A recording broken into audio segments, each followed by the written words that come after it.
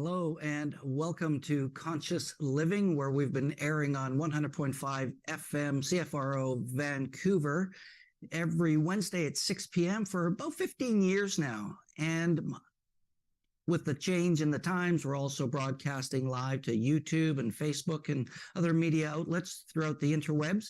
And my name is Marc Caron, and today I'm really happy to introduce our guest and our topic today, where we're going to be talking about the next 24 months, the pivotal juncture for our evolution. And our guest today is Tammy Scarlett. Now, Tammy's a systems strategist and futurist. She's the executive director of the global nonprofit UNIFY, and she's also has a graduate degree from Harvard University, where she works on global efficiencies for humanity using cross-sector intelligence. So we're going to find out what that really is. And just as a side note, I had the opportunity of meeting Tammy in the summer over a lot of the work that we are combined doing with Unity Earth and, movements for peace throughout the world. And it's just been a pleasure to, develop and grow and connect this relationship and really share each other's work around the globe so that we can inspire change for all humanity. Tammy, welcome to the program. Thank you so much, Mark. I'm really honored to be here and excited that we get to talk for a little while about this subject matter, because I think it is a pivotal juncture that we find ourselves at right now, and much to be done. Well, there's so much changing in the world. There's, people are struggling. There's challenges in so many different areas of people's lives. Some people are doing really well. Some people are trying to figure out how to pivot and change as we move forward. And then we have the collective where, we're looking for global peace. We've got war happening in the Middle East and Ukraine and crazy things going on. And it's really, how do we find the way to navigate this in a way that we can enjoy life and, our own inner peace and really help others along the path. And I think it's something that's great, where you and I got introduced was through your work with UNIFY. And if, folks don't know what UNIFY is, they are a global organization known for one of the largest group meditations in the world through social media. So, maybe you can tell us your story, how you kind of got into what you're doing, and let's talk about what the next 24 months looks like as we move forward. Yeah, sure. I mean, I got into this work by just kind of being in it by nature, by being around people who were thinking about humanity and our planet and our existence in more of a global, holistic, or universal context. And even as a child, I would say I thought about humanity from in very broad terms, and to figure out things about humanity, I would play out scenarios in my mind and say, if I start from the beginning and I imagine that humans were interacting this scenario, is it possible that it would result any differently? And if so, what would all the variables be? Just to try to figure out, how do we see ourselves and each other and the world around us? And then how are we going to make decisions about how we behave within those perceptions? And how do we as humanity operate as one giant combined algorithm of those collective perceptions, which then, brings us to these kinds of topics that you were just mentioning, Mark. What are the things that we have available to us that we can do to help to influence those individual and collective perceptions that really are our operating systems? So with UNIFY, I was invited to be a part of the organization. I started off actually being the director of one of their 72-hour broadcasts for Peace Day. And from there, they asked me to come on and be executive director. And I've been very honored to be in that position since then. We have a lot of really cool initiatives in the world, and are central to an intersection of a bunch of amazing individuals and partner organizations around the world that represent not only the consciousness space and meditation space, but also a bunch of other different sectors and arenas that help to move humanity forward with different types of social impact and impact on the ground. Well, and I think that's really important what you say there, because it's one thing to, expand our consciousness and be all conscious. It's another thing to be able to integrate and incorporate that into our daily actions, into our thoughts, into our language as well, because we could have all the right intentions, but are we actually doing the work? Are we working on ourselves? How are we interacting with people? And I think, that really becomes a foundation where, if we want to impact the world and help create change for a more, lack of a better word at this moment, enlightened humanity, we have to start with ourselves first, and then we can start moving that forward in a great way. Yeah, I mean, I couldn't agree more. Unify has for a long time had this inner peace to outer peace mantra. Like, we stand for world peace. We want to help cultivate that in the world. But we do recognize that change starts from within. But, part of that is for individuals to recognize that we're not alone. The isolation, or that lie of separation, that illusion of separation, can get us in stuck places where we don't recognize what we're connected to, which is, everyone and everything else in the world. Then it can cause a certain amount of internal decay, because that whole life force energy isn't in a circuitry of reciprocity or any type of a symbiotic relationship with everything around it. So for people to be able to come to a website and see on a map where other people that also want to be involved in meditations or conscious evolution or climate crisis activity, or whatever it is that they're about, that can move themselves and humanity forward, being able to see that they're not alone in that is actually a huge catalyst for not only their individual becoming, but then the exponential opportunity that gets unlocked by way of that connectivity to other people and opportunities. Well, and I think you nailed it on the head when you talk about synergy, and that really goes to the value of community, where we know when people are in community and they work together in common interests, common goals, common objectives, there's a lot more ability to create change in a much more powerful way, because you're not necessarily, trying to row against the tide in your canoe upriver kind of a thing. And I think it's really important. And studies have shown, from the addiction crisis and all of everything where things like this happen. We saw that with the pandemic, the isolation, the separation, and how important it is to come together as community. And the one thing that I've learned over the past few years is the internet is a powerful tool to stay connected with community as well. You can certainly connect locally, yet now we have, whether you love or hate Zoom, everybody's on it these days, right? But it's a way to connect with people in a global way, to reach and have more impact in the work that we do. And even if it's just to have a listening ear, so that people can connect and talk, because I think right now there's an epidemic where people need to be seen and heard and be part of something versus being separated. Because I know I kind of went through that over some time during the past few years as well. And coming back into community is certainly a much more vibrant and inspirational type life, right? Totally.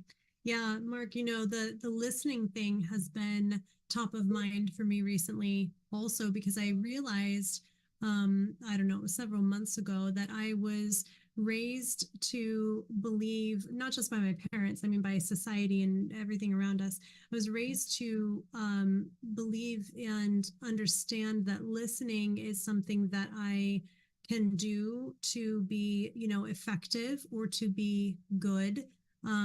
Be a good listener, be an effective listener, be present with someone kind of in such a way as to do a favor for them, like to be there if they need me to be there to listen, like all these different kind of connotations that were about listening.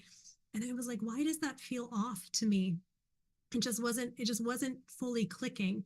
And I was sitting in conversation with someone where we're like in front of each other and just in this flow, and I'm doing a lot of listening, and I'm realizing, like, this is not a favor. This is not me telling myself to put myself into a good listening mode so that I'm being an effective listener.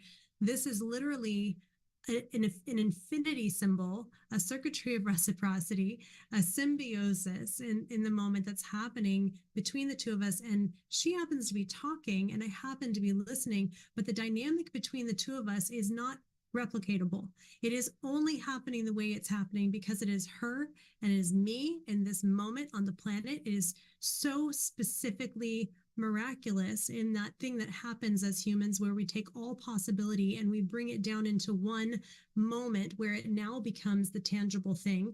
It now becomes realized. And that's what we're doing when we're really being present with one another in communication, whether we're on the sharing end or the receiving end. If we're engaged like that, we're participating in a cycle of miracles that's happening in the moment. So it isn't a favor. I'm not like being a listening ear. Like I'm just in that infinity symbol with you. You're in that infinity symbol with me. We're actually co-creating the moment.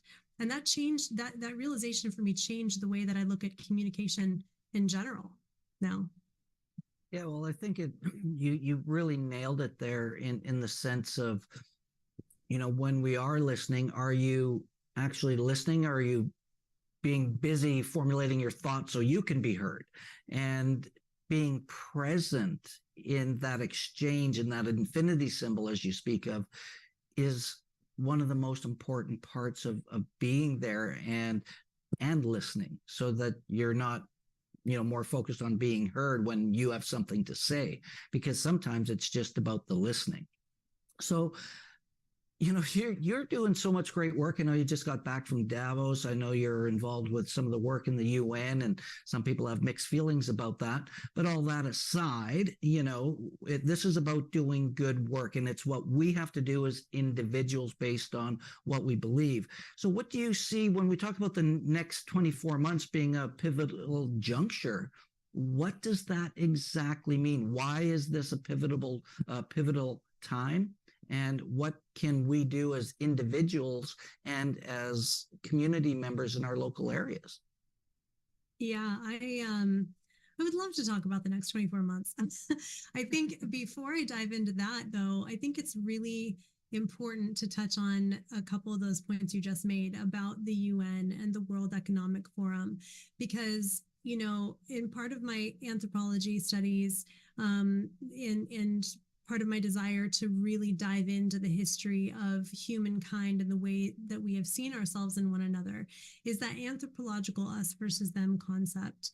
And I looked at one point in my studies at the Treaty of Westphalia, which, a lot of people know about as that juncture where the idea of sovereignty was introduced. And then that idea of sovereignty gave states power to be able to exert that power kind of without any questions being asked.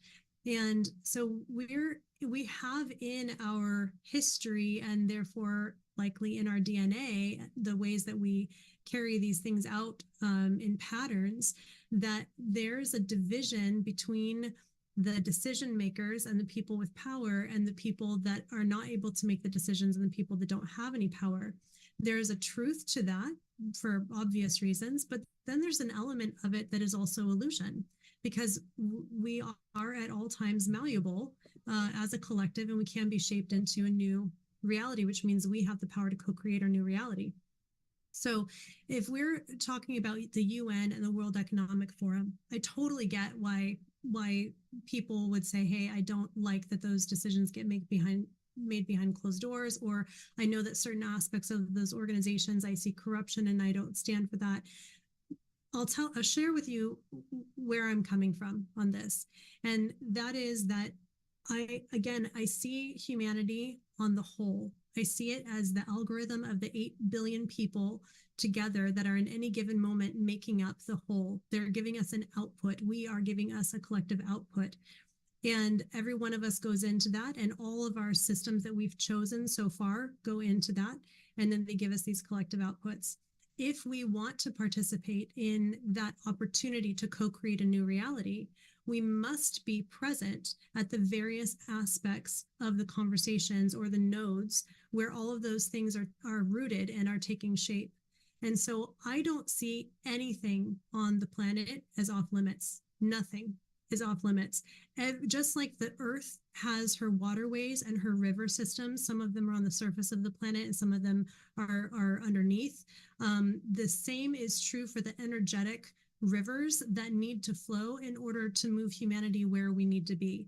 Because of that, I don't want to say it's me versus the World Economic Forum, or it's me versus the UN, or it's the people versus the UN, or whatever. I want to recognize that we are the whole of humanity, and that some of the humans have gathered in an organization called the World Economic Forum. I'm interested to know what this set of humans is believing and sensing, and how that sector is also moving through this evolution as a part of the whole. It's important for us to understand that they are puzzle pieces. And for me, I can affect change more effectively if I'm aware of what's going on in those rooms, and if I'm participating in a way that actually isn't about being judgmental or not about what's brought us to this point. But I mean, we can look at history and speak plainly about it, of course, but the objective is to move in those spaces in a way that invites people to co-create a new reality, utilizing the best of what humanity has available. So I intentionally participate at the World Economic Forum. I intentionally participate at the United Nations and any other place that's going to represent a large sampling of humanity, because the whole of humanity is what I care about. I like that. And I think it's important for us all to understand that, we have a voice, and it's within our action, and it's how we vote if we're in a country where we can vote and be part of what's going on, and to really be informed. It's like, it's one thing to hear one thing from one side. It's one thing to hear something else from another side. Where's the truth?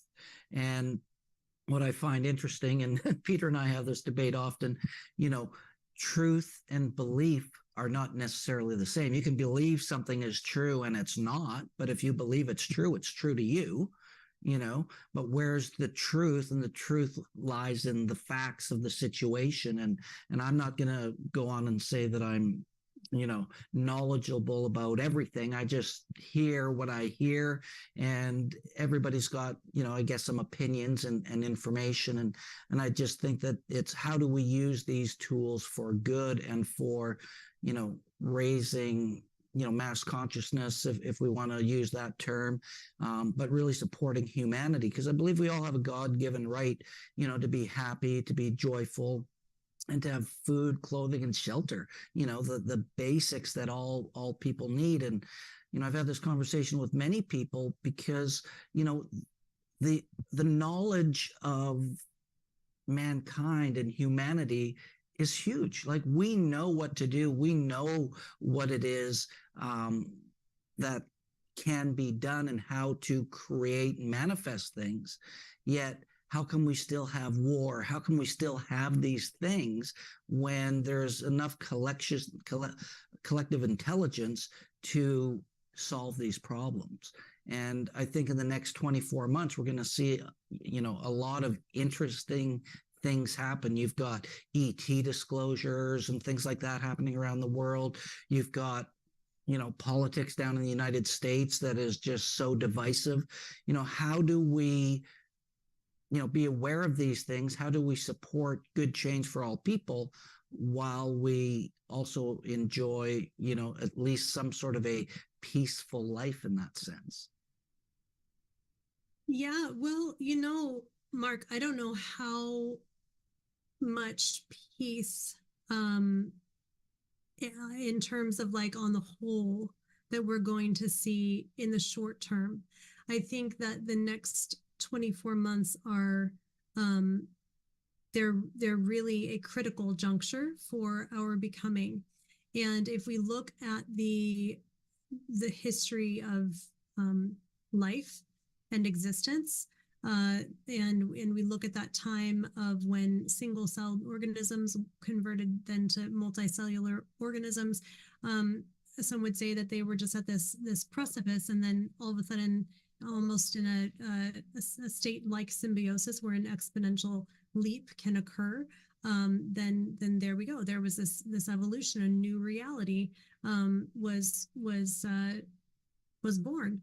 And so we're at this kind of juncture where there are a lot of signs that point to that being the case now, not just for one, organism, not like a multicellular organism now growing to something else, but for all existence, as evidenced by these recent like a recent level of greater acceptance around the consciousness conversation to begin with. When I was a child, the noetic sciences were not like cool to talk about. It was not like a widely accepted thing. It was very much woo-woo. And now we're getting to the point where people are like, oh, empathy, mindfulness, heart coherence. We actually recognize that we can't move many things forward as humanity without those. So we're recognizing things. I was watching yesterday a film that was done by that Angel group that was about near-death experiences, and they said the same thing. They were conducting these interviews back in the 60s, and they were like, no, these people we were interviewing were practically scared to talk about it at all, because they had tried to tell their physicians and they had tried to tell their pastors and whatever, and it all got shut down. Nobody would listen because there wasn't room for that in the collective awareness. But now we know there have been so many hundreds of thousands of stories of people that have shared these similar experiences that we're like, oh, we get it. When you're apart from your body, your spirit is still having an experience, and that's a thing. Whereas the previous version of us didn't know what to do with that because we didn't know how to measure it. So I think, as evidenced by this more recent acceptance of the fact of consciousness, or what we at least as humans can call consciousness, it allows us to know that we are on the precipice of something. There is something before us that is a possibility, at least for us to move into. And the reason the 24 months, if for no other reason, I think there are a myriad of reasons, but if for no other reason, AI alone, the fact of the way that AI has come on the scene right now, the way it's going to grow in the next 24 months, the way it's going to change the way that we see ourselves, one another, that we communicate with ourselves, with technology, with one another. It's going to be a game changer for the landscape, perhaps every month, perhaps rapidly as every week. I mean, we don't know, but it's going to change things so quickly. And every time that happens, it would be like the printing press came out all over again, or the internet came out all over again, and everything systemically is going to have to change like a domino.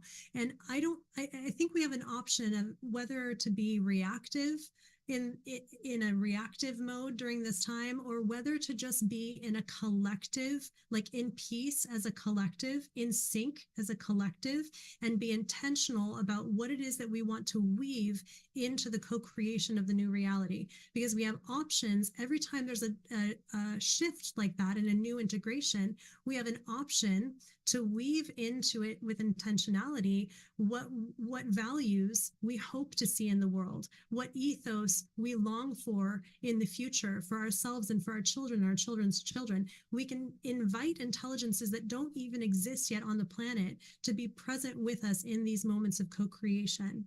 And that's what we have the opportunity for. If we're doing that diligently at each of these steps of critical juncture over the next 24 months, imagine the difference that makes 24 months from now versus if we're sitting in a state of fear and reactivity to those changes. Well, I'm really glad you brought up AI, because it's such a hot topic these days. And, I personally don't see it going anywhere, but what I think is important is that we're aware of it, that it's a tool, and how do we use it in a conscious way to improve our lives, to, do our work a little differently. There's some powerful resources out there. And I think it's important how we respond to it, versus react to it. When we respond, they would say that's more of a conscious approach versus reacting and getting defensive and scared about it. But how can it be used in a good way, in a conscious way, to make a difference? Because I know I use it with some things that really make a difference. And when I think about the applications to military and everything else, that's a whole different thing where I don't understand it enough. That is AI even conscious? It sometimes certainly seems like it when you ask it a question. But then when it's making important decisions for the future of humanity, I think Elon Musk talks about that as well, where it could be very, very dangerous. But it's how do we use it with conscious intention, I think is really key at this time. And like you say, what's going to happen in the next 24 months, to the next 5 years, 10 years with the technology that's being created. Look at what's happened in the past 100 years, and just in my lifetime, being 57, I've seen so many changes where the youth today have no idea, so I think that there's a lot going on with technology and how we're growing. And, when you were talking as well about near-death experiences and how people are becoming more and more in tune to, spirit and the difference between mind, body, and spirit, there's more and more evidence as well. Scientific things are starting to prove that. There's more stories. And where you were talking about before is when, people go to their doctor, their priest or rabbi or whoever their spiritual leader might be, they end up thinking they're crazy. Meanwhile, they're having a spiritual experience that is not being, led or, we've lost so many rites of passage in our culture and society today that we don't actually connect with that. And that's the state of being and consciousness is being aware of all of these things versus, being locked into just one position and to be open to what's happening in life today. And I think that's really, really important over, the next course of the future. Yeah, I do too, Mark. And I think the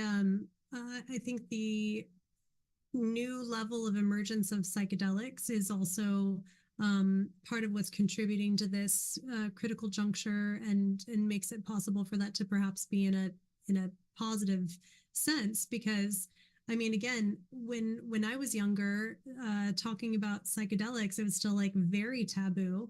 In the academic world, very taboo.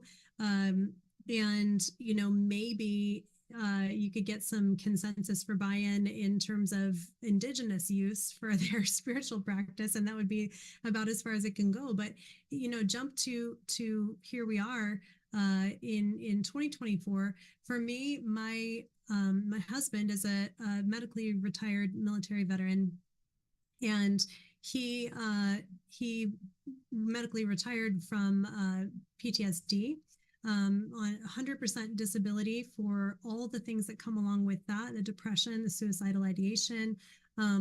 It's just amazing what these veterans go through, and it's part of what we kind of systemically put them through, because they have to be not human in order to serve the country, right? So they just kind of bear the burden and the scars from all these experiences, and then hopefully therapy helps. Well, therapy didn't help for him, and he was so deeply medicated, and in ways that weren't helping, they seemed to be making things worse. And eventually, someone at the VA, a psychiatrist at the VA, said, "Hey, I think that you might be a good candidate for ketamine," and encouraged him to go try. I said, "It's not covered by insurance, but you might want to go take care of it yourself because this could help you." So we were like, "Hey, we got to do this because there's kind of no option at this point." And after the first session that he had in ketamine therapy, he called me and said, "Hey, on the way home, like the traffic that normally would have me like so angry and wound up, the cars felt like everything was like in flow, like everybody was going to get to where they're going at just the right time. And like, I didn't need to be worried or troubled about any of that."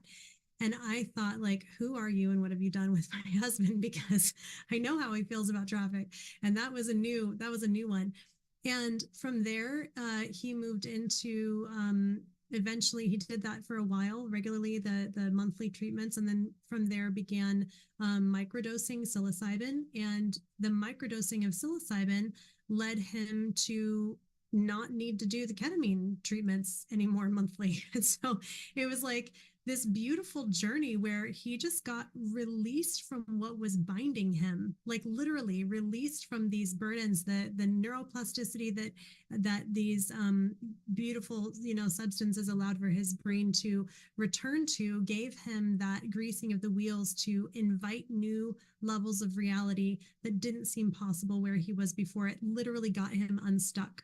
And I know, of course, other friends. I've worked a lot in my own advisory. I do advising for companies, and I've worked for medical companies, healthcare companies, ketamine clinics, people in the psychedelic space, in the cannabis space, like all over the world.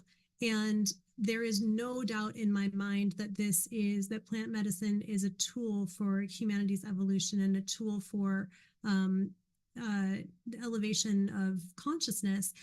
I just also really want for us as humanity to be diligent about inviting what preparation we can, things like honoring the indigenous for the plant medicine wisdom that they bring, and learning from what it is that they know and have taught about that in all different ways that we can.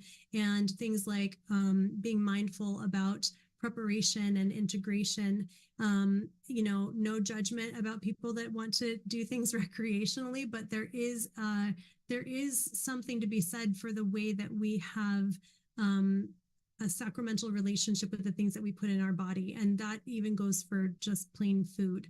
It's part of the way that we are in a symbiotic relationship for this planet that we were born unto. And so I would love to see more of that on the scene, so that as there's this big, flooding of the population with this emergence of everybody's excited about plant medicines and psychedelics and everything, that along with that, we bring safe containers and integration and education and collaboration and all of that. Well, I'm glad you brought that up, because as you know, you were here for our Spirit Plant Medicine conference last November. And you thanks. It was really an incredible weekend. I'd have to say it was probably our best one yet. But it's just to hear the feedback of people and to hear your husband's story, how powerful these different medicines can be. Now, ketamine is one thing, but if we start looking at the mushroom, and you mentioned cannabis and then ayahuasca and plant medicines, this is nature.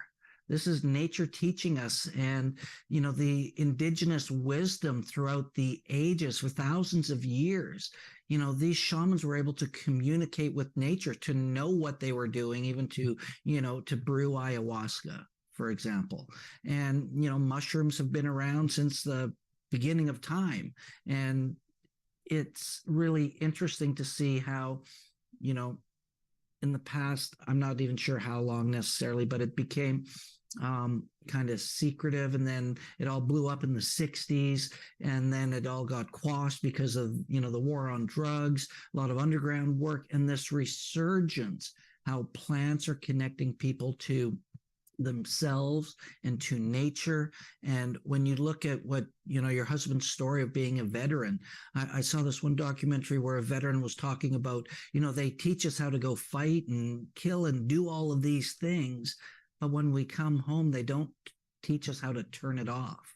They don't teach us and work with us in a way to integrate back into society into a good way. And I can only imagine the trauma that goes on for individuals being in that kind of environment, because there's something that, I don't think is necessarily our natural state of being, in the sense of going to war, even though war has been around for eons.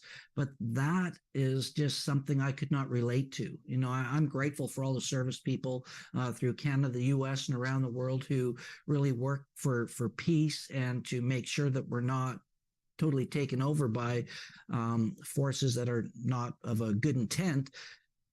And I think it's so important that these individuals and these people have tools to create the change. And I know, when we look at PTSD, MAPS has done some great work with MDMA as well. And there's a number of substances, not necessarily plants, like ketamine and MDMA, that are profoundly effective. And like you said, Tammy, set and setting, intention, working through it, and whatever it is. And it allows you and finds a way to kind of put you outside of what you're stuck in. You're stuck. You mentioned the patterns, and everything's a pattern. When you get stuck in that, how do you get out? And these medicines really help show the way. And, you even talked about recreational use. I personally believe there's a place for recreational use as well, because I love playing with words, recreation. It's about the intention that comes with your recreation. If you're going to a dance party or whatever it is you're doing, what's your intention behind it? It's one thing if you're just going go crazy, but it's another thing if you're using these medicines and tools to connect with each other and yourself and maybe nature if you're outdoors in a much deeper and more profound way. And that's what I've discovered in the work that I've done with these medicines, both personally and just educating people around the world with the other side of the things that we do. So I'm really glad you mentioned that. And it's when we get back to the more ancient indigenous ways and get back to nature is really, I think, where we're going to find ourselves. Absolutely. And I want to thank you again, Marc, for having us out for that conference, because it was absolutely beautiful. I got to meet Acacia Lewis there, whom I've gotten to work with since. We actually did an event in Sedona together, and I got some of Simon Hayduke's artwork. Actually, the artwork that was utilized for the festival, it's like hanging in our theater room now. So there's a lot in my life that has been enriched from having been there, and of course, in addition to that, getting to spend more time with yourself and the others that were there. That work is really incredible. It's nice to meet everybody in person, like when you come out here, and Ben from Unity Earth and John Raymer and all these guys that we're working with, around the world. When it's one thing to work in this virtual environment, but when we get to come together, it's even more powerful, to have that connection. And I think it's so important that we do connect in great ways. And when we can do it personally, I think that's fantastic. And, if we can't, then, it's the virtual things. And you and I have kind of traveled around the world together over the past 6 months, with being in Italy and Chicago and different parts. It really goes to show how we can connect the globe instantaneously, just to be there for someone, if it's as simple as that. And if it's to educate, to inspire, to transform, to grow, we have this at our fingertips where we didn't have that not too long ago. And it's one of the things I'm grateful for about technology. I like to say we act locally and we reach globally. It's one of the fundamentals of what we do. It's, I'm here with Hubcast. One of the things I do as well, producing the show today, where we're able to, connect communities from around the world to really make a difference. And also just to be there to listen. And that's something that's coming up. There's a great event, something that brought us together even to have this conversation, was the Awakening to Humanity's Sacred Mission. And I love what the guys are doing with this one. We'll talk about it a little bit more. But the interactive exchanges that we're going to have after each presentation, so that everybody can be seen and heard, is really something that's quite exciting. And I'm looking forward to that. So maybe we can talk about that. I know you're involved in the event that's coming up on February 9th. It begins. I would love to. And yeah, I want to join you in that shout out to Hubcast, because Hubcast is a longtime UNIFY partner and is really right there with us at the edge of looking at what's possible through media, through collaboration, through marketing, through distribution. And Hubcast is doing really great work to make things possible that wouldn't be possible otherwise, and at scale, and even in remote places on the planet. So if you haven't looked into them, definitely look into them. I think about what we did in Italy, right? that was amazing. Yeah, with Upshift, see Irvin Laszlo's book release, and I can't remember the name of the other gentleman who was there with you. But what a powerful event that was, But I say that just because we can do it from anywhere in the world and bring people together. That's exciting. Yeah, that was in Italy, and then you guys were there in Dubai and working with Sonali, who was in Sri Lanka for the women's event. There were so many things back to back. You guys are everywhere. Hubcast is everywhere, and I'm just so grateful because a lot of times they're behind the scenes, but really they deserve a shout out. So shout out. So yeah, we've got about 10 minutes. So tell us about this Okay. Awakening to Humanity's Sacred Mission. Yeah. I feel like touching on we had talked about veterans and war just now, and I feel like touching on this as a transition because we are at a time where there are conflicts on the planet, and I don't know about you guys, but when I saw things come up in Turkey and Syria, and I saw what was going down the Ukraine, I literally felt like it was unreal. Like, this can't be happening. We've moved beyond, surely we've moved beyond this. And I couldn't really wrap my mind around that those things were happening. And I just want to, I guess, acknowledge it or say it out loud on behalf of all of us that the state of war, and where we've talked about, and even in this conversation, Treaty of Westphalia, like those days where it's always been a thing where humans do the us versus them game and then have to overtake the other. Possession is not protection, and possession is not even a viable method of protection. And war is a far-reaching attempt at power. It's not even real power. And so for humanity, if we want to be able to grow beyond this stage where even if there's consciousness among us, we still default to these patterns, we have to be able to let go completely of the old patterns and to lean in to what is true power. And true power is not the exertion of it. It's subtlety. It's within. It's the thing at the center of us, at the center of us all, the thing that also connects us.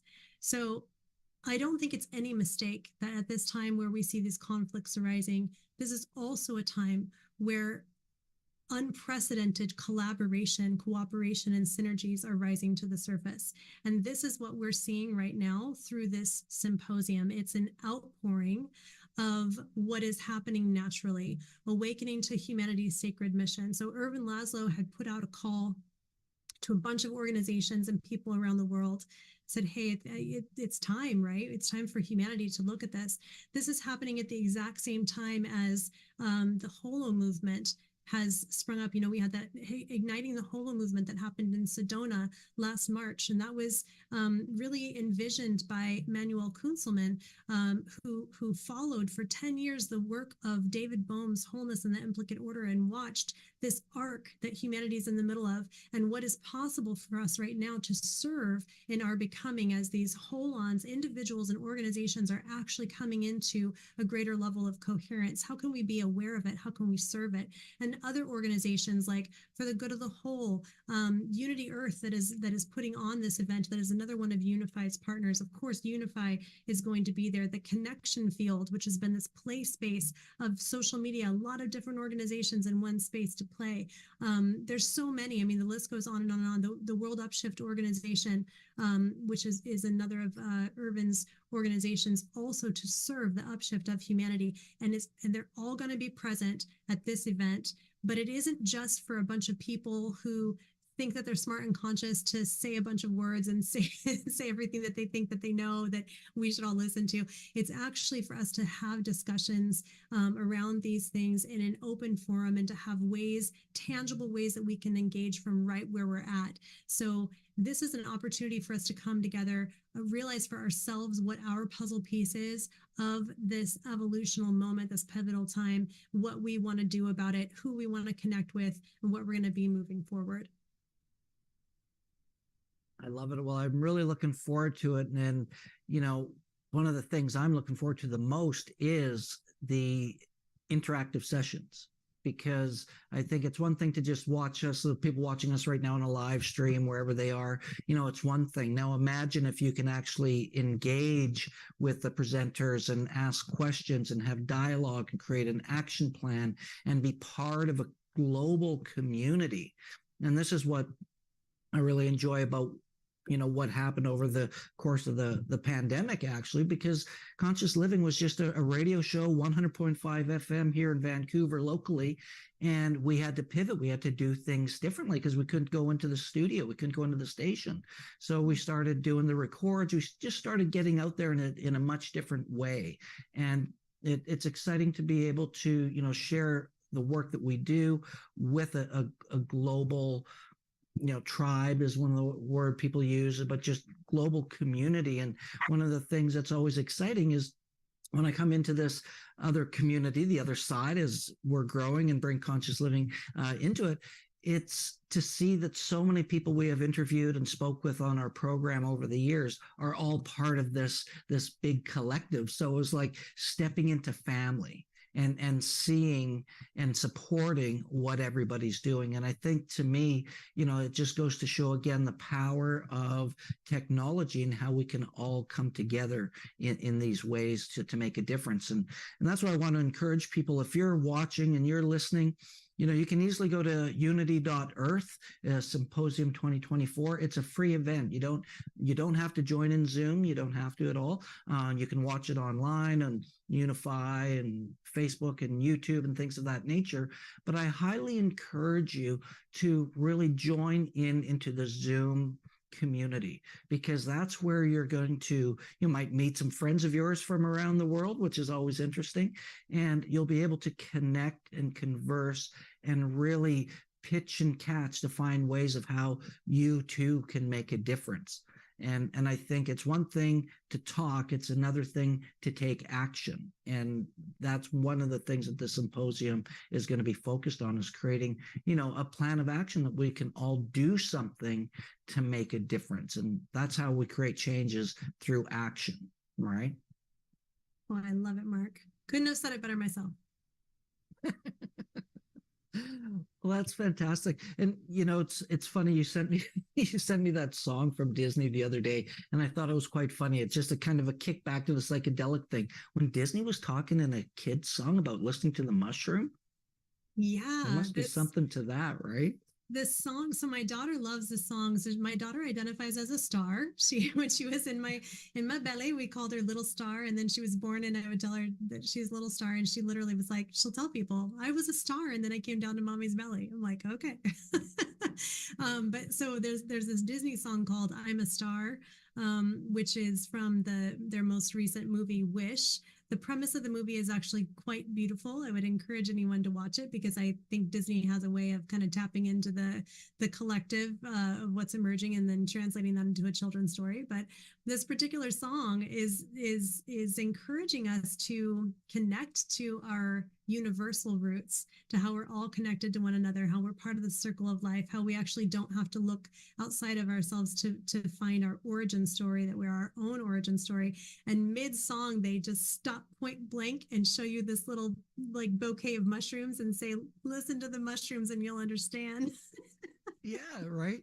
I thought it was just so interesting that was in that song and what they're saying. But I think it's foreshadowing and paving the way to the future of the things that are going to help us reconnect to our authentic selves. And when we have that safe, sacred space to share, to learn, to not be judged, to feel seen and heard, and that's going to happen as our communities evolve and as we connect with, different people, and really grow. It's that mycelium network of life that I think really is going to make the difference. And, maybe while we wrap up, you can tell people where they can find you if they want to learn more about your work and what's next for you. Oh, sure. Well, you can find me at tammyscarlett.com, or you can go to unify.org to see what the larger community is up to. We have a current project that is in play right now that's super fun and amazing. That is at impactportfolio.world. There's so many ways to be involved. I would just say this is a really rich ecosystem, just the depth of amazing humans. And we are all such miracles in and of ourselves, like vast skill sets and talents and diversity. So us getting in touch with ourselves and being mirrors to one another in community right now is really important. So whatever docking point feels most resonant to you, go for it. Have fun. Well, it's like you kind of started off talking about synergy, where the sum of all the parts are greater than the individual parts added up. And I think that it's important to know that we all have a voice, we can all make a difference, and to really be curious, have fun, be playful, get back to those roots of our human nature without, always getting caught up. Yeah, we got to take care of ourselves and do what we need to do, but we can also, have fun doing it, right? Be respectful, be playful.